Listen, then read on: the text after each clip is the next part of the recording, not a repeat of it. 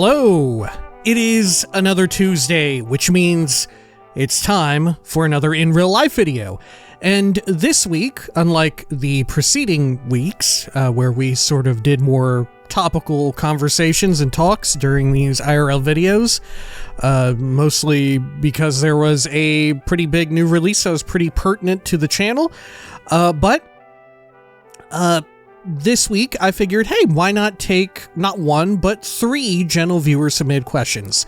These ones a little bit more simple, a little bit more inconsequential, a little bit more easygoing, and quick to answer. These 3, they are brought to us by general viewers whose usernames should be somewhere on the bottom third of the screen right about now.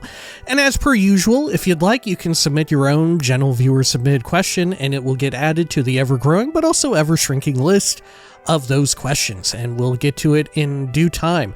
Unless, of course, it's like too personal, or I would have to break YouTube terms of service to answer it in some way or another. Nonetheless, we'll start from the top, right? Let me see here. I wrote these down. Let's see. So our first one is... oh gosh. Oh my goodness. I've completely messed it up here. I tried to get this all ready and I have completely destroyed it. All right, there we go. So this one is asking... and of course, the order in which you've seen the names is also the order in which we're going to do their questions. Anyway, this person writes in asking, been wanting to ask this, but don't know when you'll have the chance to answer it. I need to get into different shows and books and or comics. What is your favorite media that you recommend? Which, yeah, it's always a fun one to answer. And like I said, a pretty easy one. So when it comes to books and comics, I definitely don't read either of the two of them as much as I used to. Way back in the day, sort of like a few years prior to even booting up the YouTube channel, I read a decent chunk of comic books like in physical form, and that was super fun. I've still got that little collection of them. It was sort of my inlet into like reading comic books. And I had a few Deadpool comics. I had the anthology, the collection. I forget what they're called. There's a specific term for collections of comic books. I've forgotten now. But it was like a collection of like Deadpool Classic, which I had been reading through. I had gotten like a subscription to the like, it wasn't always weekly, but weekly, current Deadpool run, which I had enjoyed. And I think Deadpool is like a decent inlet into comics. At least it was. That was during the like the Brian Posehn run, right? The comedian Brian Posehn. He was writing for Deadpool for a bit, and I was reading quite a bit of it. That was probably my favorite was like his initial offering, the Dead Presidents run, which is where like presidents of the United States of America come back to life as zombies, and who better to kill them than Deadpool, right? There was also a few collections of like, oh, was this character should fight another one. Just really like silly, like easy to get into stuff, like entry level comic book reading, I would say, where it's like, oh, Deadpool is going to be fighting the rest of every Marvel character. This is Deadpool killing the entire Marvel universe. This is Deadpool killing classic literature characters that are in the public domain. Here's an issue where Deadpool kills Sherlock Holmes, right? I think that one was Deadpool Illustrated. I had read a good chunk of those. Deadpool versus Carnage was very fun as well. Like I said, not exactly like heavy reads, not like at the top of your list of like comic book stuff. It's no like a seminal classic like The Killing Joke or like Court of Owls or whatever I think was a bit more popular in recent times. Stuff like that, like Civil War, the original run and all that. stuff like that I think is a lot more easy to get into if you're just getting acquainted to it. That said, the world is a little bit more different now, and more people, like the standard of like comic book character literacy is raised thanks to not just the MCU, but like a plethora of like comic book media everywhere, right? So maybe you're a little bit exhausted by that, and fair enough. And true enough, like, I'm not even super into Deadpool these days, right? I'm, personally, I prefer, like, more, I don't know, more grounded, more, like, kind of, more, like, I don't know, classic, like, comic book characters, if I go for that. But like I said, even then, I'm not really reading them these days, but there's plenty of good reads out there and all that. And it's fun to have like a little collection to like physically go through it. Like I said, though, I would recommend if you do want to get into them physically, try and get a hold of like if you live near like a place where like a library, for instance, if you want, if you're in the US or a place that has a library, go in looking for like a collection of stuff like that. Right, a big anthology collection of a whole bunch of issues of comics. That's usually a fun way to get into it initially and to sort of like dip your toes in, I would say, because you get like, they're usually collected into being like a specific arc, right? Like if you wanted to read the Marvel Zombies stuff, as done by Robert Kirkman, that's a fun one to get into, though a little bit grisly and grim, admittedly. All of that is like appended and collected together. If you just wanted to like dip your toes in, see like, oh, am I into this or whatever, right? Is this something I'm down for? Then you can sort of go from there. When it comes to like regular literature, as far as fiction is concerned, I actually haven't read a fiction book in a hot minute. I don't even know the last time I just read cover to cover a fiction book. That wasn't inside of a video game.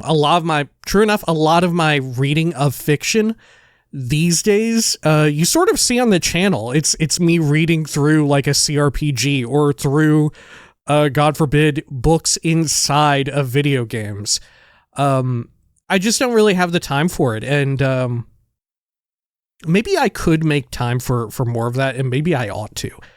True enough, though, I've been reading a little chunk of nonfiction here and there, mostly things about like, this is kind of a guilty admission or pleasure, but like menswear. Actually, I'm like beginning to get a small grouping of like menswear related books to sort of like read before I'm going to bed or whatever, or to like have decorating a bookshelf, you know, on a coffee table or whatever. I like the idea of it. Recently I've wanted to get a hold of a copy of Take Ivy, which very much like covers thoroughly a lot of like my current style of dress, but at this very interesting moment in time when like it was sort of not first introduced in the United States, but a little bit after that.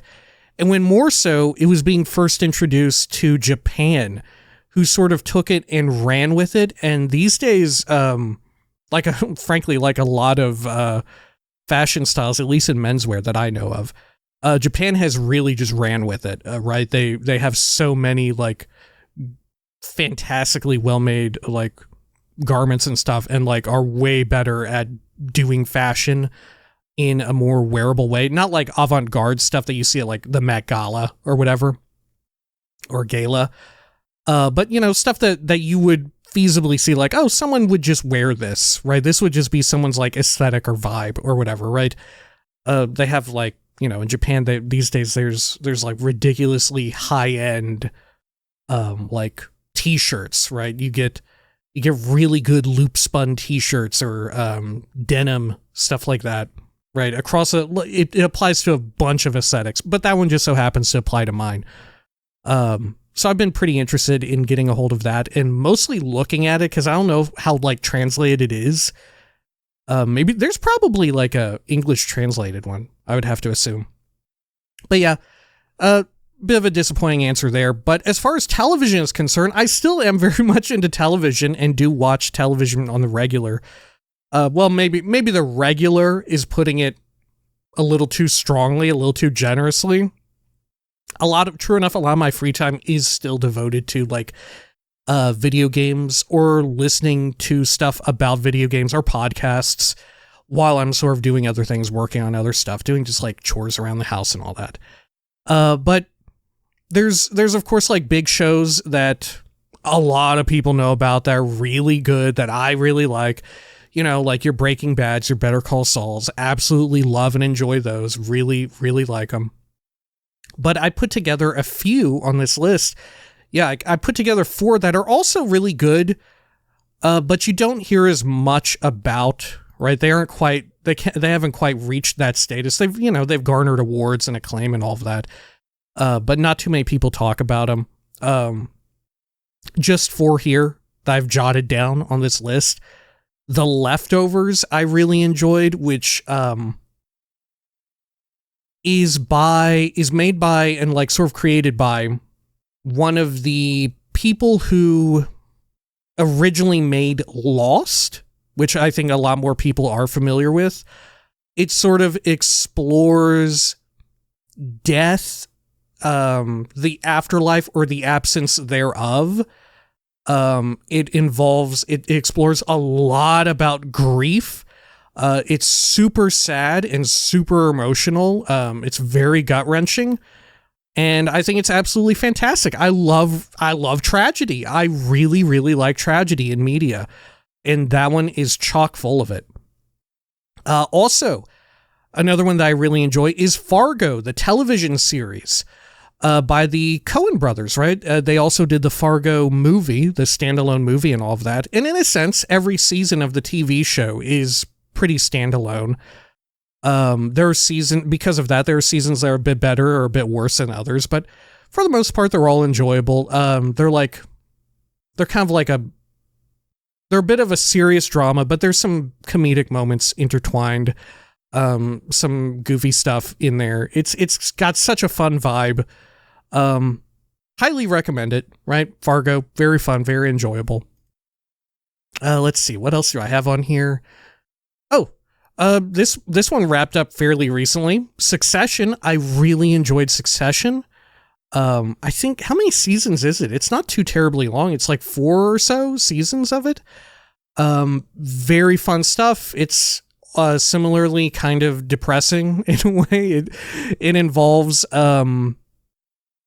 like sort of a bunch of heirs to this, like it's a contemporary story, but it's like heirs to like a multimedia conglomerate, which sounds kind of uninteresting and boring on the surface, but you package in a lot of like political commentary with regards to that media conglomerate very much being sort of like a stand-in for like Rupert Murdoch and like Fox in general.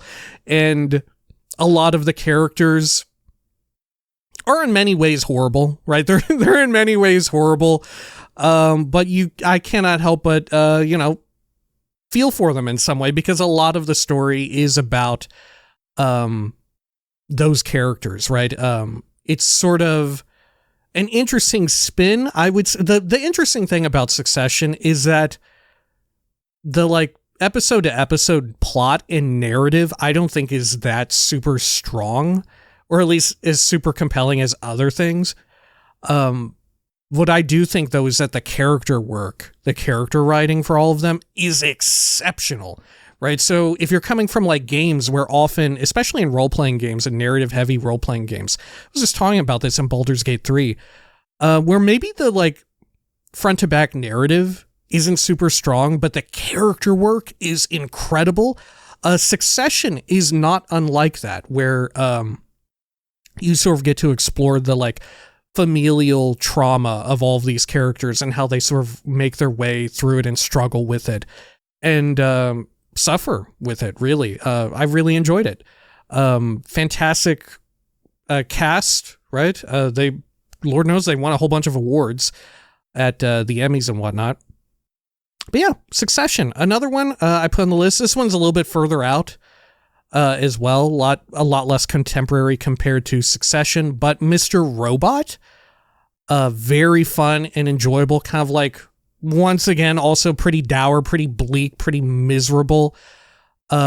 This was, oh my God, what is his name?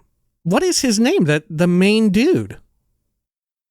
Rami Malek. This was sort of his breakout film role, I guess you would say. Well, not even film, but television role. And after this concluded, he sort of got way more roles in movies and all of that. And he's gone on to become more of a movie actor than television. But this was sort of his breakout thing. Once again, it has a lot to say about like contemporary politics and all of that. It has a lot to say about like computer hacking as well as, and also like familial trauma and mental illness and just general suffering in the same sense. Like I said, I really enjoy tragedy. I love tragic stuff. I really, really enjoy it. And this is no exception. It's super fun. It's got a bit of a mystery, like sci-fi tilt to it as well. And it has like, you know, this psychological thriller sort of bit to it as well. Super cool. Some parts of it are a little bit goofy if you're very online, I would say. Like, it definitely leans into sort of having its own, like, alternate universe take on, like, I don't know what you would say, like, internet hacktivism, I guess. In some ways, it's in danger of going a little bit up its butt. But some of the story beats are just so fun and so compelling and, like I said, so tragic that I kind of can't help but like it. And once again, a lot of the acting in there is exceptional as well. Like I said, Rami Malek is fantastic. Christian Slater is fantastic. There's some characters who get introduced and fleshed out further along that become really good as well. It's good stuff. It's good stuff. Highly recommended, Mr. Robot. Anyway, I think that concludes that one. Yeah. Okay. Wow, this one went on a lot longer than I thought. Maybe that should have been a standalone question.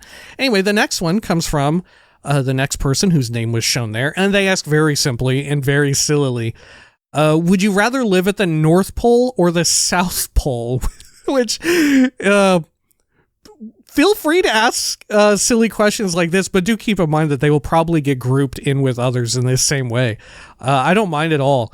But like I said, I don't anticipate like this having an entire video devoted just to talking about it. But I mean, it's probably got to be the South Pole, right? That, like, I can't live in water, which the North Pole predominantly is. Like, the South Pole is probably best you could do, right? At least there's like penguins, and I mean, polar bears are pretty rough, right? That probably wouldn't be good. But I mean, either way, I would need some outside help, because we say, where would I rather live? And really the question should be, where would I rather die? Because let's be real, that's what's going to happen. Unless I somehow come into like some great fortune, or I get some sort of external help, it's just not going to happen, right? I'm just not going to be able to live in those places, right? And even if I could, like, I don't know, to what end? If I go to the South Pole, what am I doing? I'm building like a mother base. I'm building like a enormous oil rig out there. What am I doing? It seems wild. It seems like, why would I want to do any of that? Maybe if we get a little mythologized, right? I could like help Santa or something like that, right? At the North Pole, right? Maybe that's the take. Maybe that's the run with it. But otherwise, I don't know. I guess it's got to be South Pole, right? As far as where I shall meet my grisly end. So, next and final of these three questions. Oh, yeah. This is one that I've been asked a good amount of times. And I looked back in the list, and this was, as far as I could tell, the earliest time that I had been asked about it. Apologies if I got mixed up and someone actually asked even beforehand, right? That's entirely possible. But someone asked, what kind of music do you enjoy listening to? Like I said, I've been asked this a surprising amount of times. And I I don't really know why. I don't really know why so many people want to know what kind of music I'm into, because at the heart of it, I'm not really into music. I'm not a big music person. I don't devote much time at all to sort of seeking out new music or sort of broadening my horizons as you would if you were like properly into it as a like hobby, right? I don't really know a lot about how music is made, other than like it's hard and there's problems in the music industry. My knowledge for it is pretty limited. And so thus the scope of what I enjoy is also pretty limited, right? So I just jotted down some rough stuff here. A lot of the music that I like, because like I said, I'm not like actively trying to broaden my horizons and get into niche stuff. A lot of it is like classic stuff, right? A lot of it is older things or popular things, right? Stuff that I would have heard at some point or another from some other source, right? So like, for instance, I like a lot of like classic rock or like yacht rock, as it would be called. In there, I've listed down a few examples for these things. I quite like a lot of CCR, Creedence Clearwater Revival. Chances are if you play CCR, I will like that song. If I ever have to pick like what's your favorite band or whatever, or your favorite musician, I'm probably going with them because Dollars to Donuts, I just tend to like most of their stuff. But that in and of itself isn't like comprehensive or exhaustive. I also enjoy, you know, like a lot of the big ones like Queen or Elton John, stuff like that. I enjoy like pre-classic rock, sort of like the primordial state of that, where it was like we were shifting over and it was just being created. Stuff like, let's see, I jotted down here. John Lee Hooker, Boom Boom. You know what I'm talking about? Boom, boom, boom, boom, gonna shoot you right. That, I quite like that. If we're going back in time, Lil Richard, Long Tall Sally, I think that's very fun. A lot of the music that I like, I think I would assume this is for most people. I like it to be emotional in a way. So in a sense, like, you know, like I said, I think this is most people, right? I want it to either be, I want to sort of match what I'm feeling. If I'm feeling in like a happy mood, I want it to be kind of happy and like cheer me on.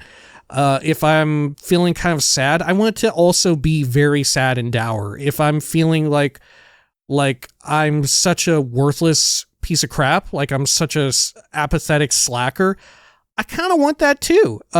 If I'm feeling like kind of unstoppable, if I feel like, let's get it done, let's do this, then similarly, I want the music to sort of match that as well.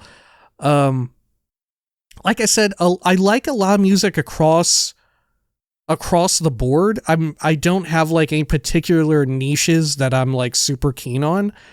Let's see here. Yeah, I've jotted down more. Sort of going in line with like, I like old stuff. A lot of like 90s hip hop and rap is usually my favorite. Sort of around the like, I don't know, would you call it the golden era? Like I said, I don't really know what you would call it, but a lot of that stuff around that time when it was just really gathering steam, I really enjoyed. Like, you know, there's the classic stuff like Ice Cube, It Was a Good Day, They Reminisce Over You, stuff like that is super good. There's great, you know, super chill vibes or whatever, or there's other ones that are like a bit more exciting, a bit more like holy crap, let's go, let's go. Something like Annie Up. I also wrote down here, here's a more obscure one. I really like Dump the Clip, Army of the Pharaohs. I think that's pretty damn dope.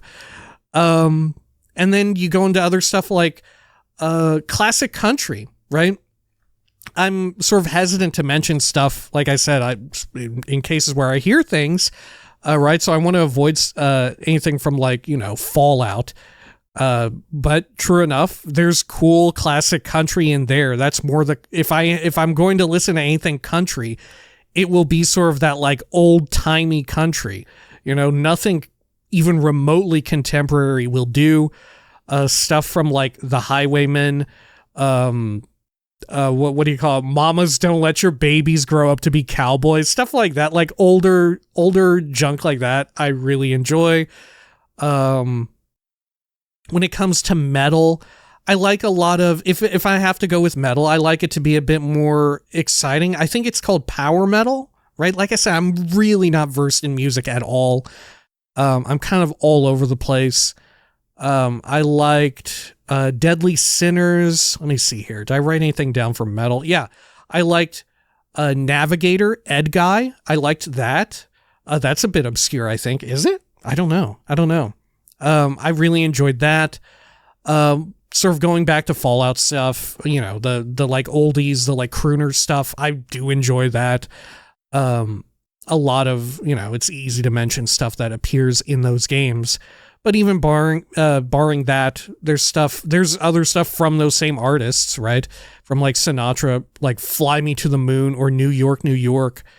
It's really cool. And I don't think it's present in any Fallout game. There's others that aren't in there, but appear in other sort of games or media or whatever. Like the Book of Love from the Monotones, I think shows up a lot in media and all of that. Or like Somewhere Beyond the Sea, right? Junk like that shows up all the time. And like I said, a lot of what I know about music and like music that I like sort of comes from that, because I'm just not terribly into the scene at all. Like I appreciate it and all of that, but like I said, I'm not going out there deliberately trying to broaden my horizons, because it's just not a field that I've decided to commit to in any way, right? And I don't think there's anything wrong with it. It's just not my thing, right? If someone wants to recommend to me, sure, I'll give it a shot if I have the time, right? Folks have also mentioned to me before, so I felt like I should add it on here. Video game music, original soundtracks, not just licensed stuff. In recent memory, Baldur's Gate 3 had one heck of a musical tour de force, I thought. I very much enjoyed how a lot of the various like bits of music had sort of tied into one another. A lot of it was sort of playing with one another, right? You could hear recurring themes and all of that. I don't even know what the term is called. You could hear like recurring, you know, dun dun dun dun da da da, right? You could hear that all over, and played in different ways. I thought that was very fun. Before that, I really enjoyed the Alan Wake 2 soundtrack, which for Alan Wake 2, my God, I still regularly try and listen to some of it, because a lot of that soundtrack, they went out of their way and they hired, granted their Remedy is Finnish, they got a whole lot of Finnish musical artists to collaborate and make unique songs for the game about the game. And I really liked a lot of that, especially because you get the context of what is currently happening in the game as far as narrative beats go. And it really, really meshes well together. And I'm not even sure how well it works beyond that, right? Like if you just listen to that music without the context of the game, I have to imagine it doesn't hit as well, right?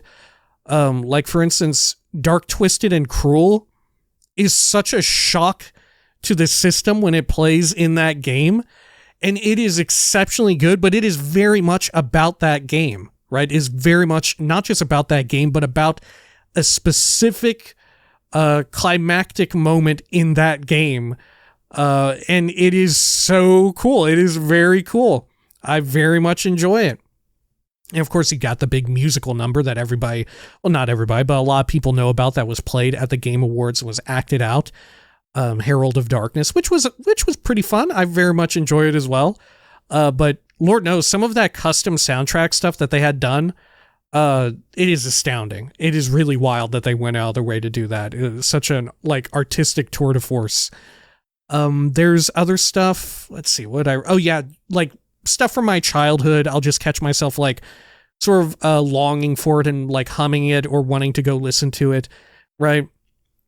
I think this happens to everybody when it comes to music, or even video game music in specific, right? So every so often I'll like catch myself humming Bob-omb Battlefield from Mario 64, like Tifa's theme from Final Fantasy VII, the Oak Vale theme from Fable 1, and sometimes it'll be to the extent that I'm like, oh, I need to look it up and listen to it while I'm like working on whatever, right?